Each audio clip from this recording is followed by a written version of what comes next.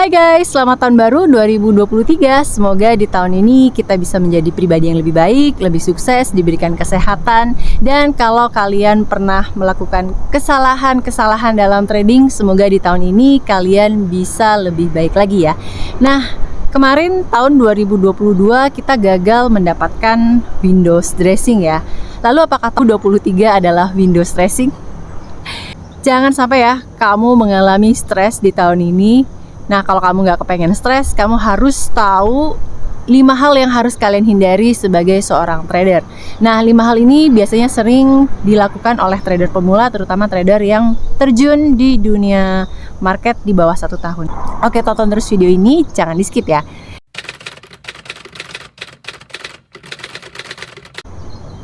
Oke guys, kesalahan yang pertama. Kesalahan yang pertama adalah biasanya trader pemula itu fokus di mencari strategi yang paling baik. Nah, biasanya mereka akan mencari grup-grup saham yang memberikan indikator atau misalkan memberikan strategi yang sekiranya menurut mereka adalah paling holy grail. Sebenarnya itu nggak ada teknik holy grail. Jadi semua itu adalah tentang konsistensi ya. Jadi kalau kita sudah cocok dengan suatu teknik, jadi ya lakukan saja teknik itu secara konsisten dan didukung oleh money management. Nah, jadi kuncinya yang pertama adalah kesalahan tidak melakukan money management tetapi hanya berfokus kepada teknik atau strategi. Nah, money management itu apa aja? Banyak teman-teman yang belum paham ya. Jadi, money management itu bukan hanya kita mengatur keuangan atau portofolio kita aja.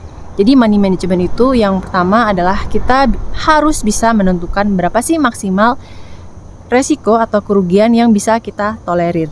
Nah, kalau pemula saya sarankan 0,5 atau 1% untuk maksimal kerugian dalam sekali entry. Nah, memang terlihat sangat kecil ya. Jadi kalau kita meresikokan 0,5% dengan modal 10 juta itu hasilnya kan 50.000. Nah, dengan kita menaruh resiko 50.000, kemudian ini juga akan terkait dengan jumlah lot yang bisa kita beli. Jadi semakin kecil resikonya, jumlah lot yang bisa kita beli juga kecil. Nah, kalau kita misalkan profit pun juga prosentasenya mungkin gede, tapi dikalikan dengan jumlah lot jadi kayak nggak kerasa gitu. Nah, banyak trader tuh yang kayak pengen buru-buru gitu. Oh, aku kalau misalkan cuma masuk beberapa lot kayak gini ya aku kapan kayaknya gitu. Nah, ini yang harus kalian pahami terlebih dahulu. Jadi kalau kalian baru di saham, hal yang pertama adalah kalian harus stabil dulu, kalian harus bisa disiplin dulu, baik itu teknik maupun dengan kedisiplinan ya. Oke. Yang pertama adalah tentang money management. Resiko yang kita ambil maksimal itu harus disiplin. Misalkan mau ngambil 1%, oke, berarti kalian harus 1%. Dan jangan lupa untuk melakukan journaling. Jadi pencatatan, setelah kalian mengambil posisi sekian lot, kemudian kalian tulis di jurnal dan kalian review kenapa kalian mengambil sinyal ini, kemudian kenapa kalian menjual, apakah sesuai dengan trading plan ataukah kalian tidak disiplin. Nah, jadi di sini kalian di akhir tahun kalian bisa mereview bagaimana trading sistem kalian dan money management kalian.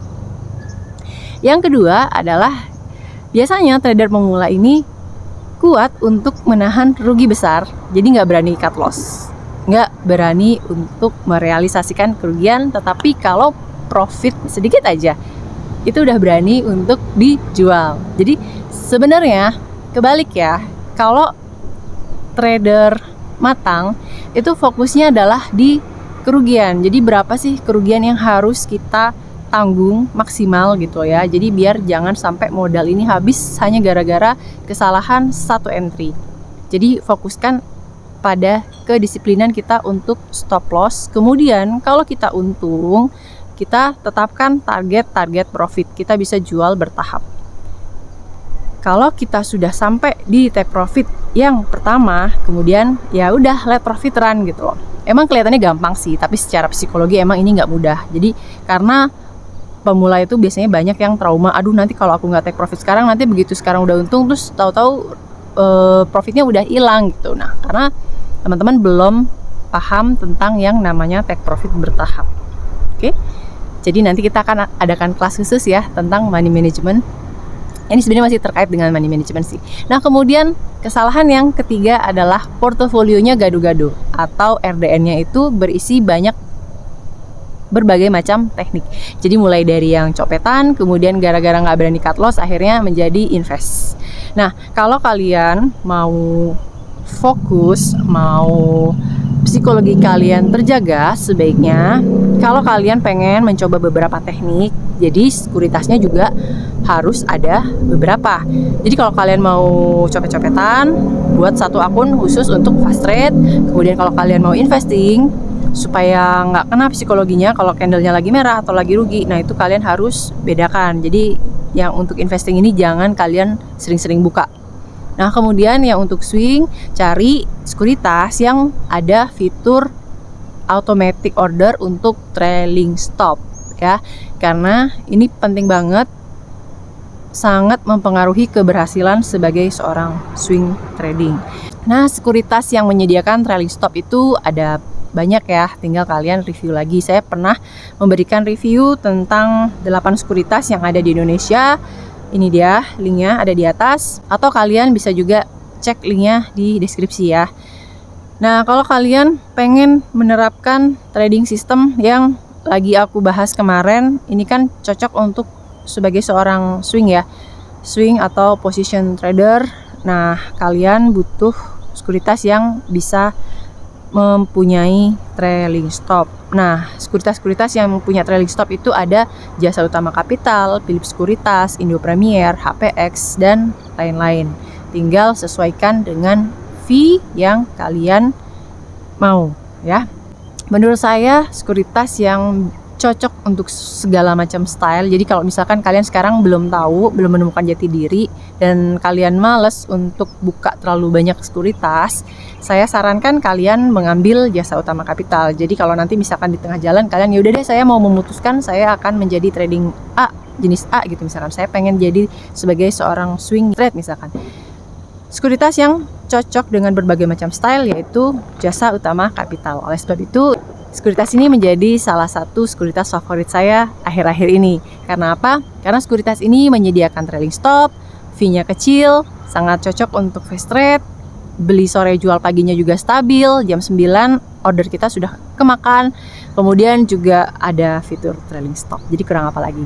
Nah, kabar baiknya nih buat kalian, kalau kalian mau mendaftar di Jasa Utama Capital di bawah referral Pak Sunwasta. Jadi Pak Sunwasta ini juga salah satu partner, salah satu bagian dari tim develop bot saham. Kalau kalian mendaftar di Jasa Utama Capital di bawah referral Pak Sunwasta, kalian berhak mendapatkan free membership di bot saham selama 10 hari. Nah, jadi kalau kalian masih ragu misalkan mau join dengan bot saham, misalkan aduh 50.000 lumayan ya sebulan. Nah, kalian bisa coba dulu dengan sekaligus kalian buka akun sekuritas di Jasa Utama Capital.